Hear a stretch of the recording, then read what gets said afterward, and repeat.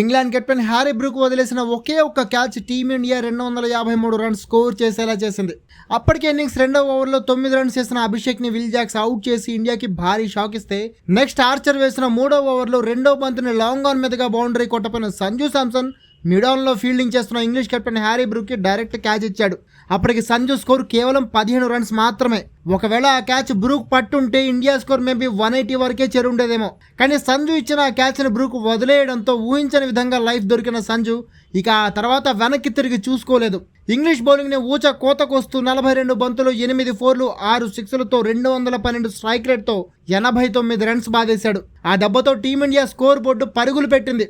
14వ over first బాల్కి Sanju out అయ్యే టైంకి team India ఏకంగా 160 స్కోర్ చేసిందంటే సంజు ఏ రేంజ్లో బౌండరీల వర్షం కురిపించాడో అర్థం చేసుకోవచ్చు. ఇక సంజు తర్వాత శివన్ దుబే, హార్దిక్ పాండ్యా కూడా పిన్ షిట్టింగ్ చేయడంతో టీమిండియా 20 ఓవర్లలో 6 వికెట్లకి 253 స్కోర్ చేసి టీ20 వరల్డ్ కప్ హిస్టరీలోనే సెకండ్ హైయెస్ట్ స్కోర్ చేయడమే కాకుండా మొత్తం టీ20 ఇంటర్నేషనల్స్ లో 6వ హైయెస్ట్ స్కోర్ నమోదు చేసింది.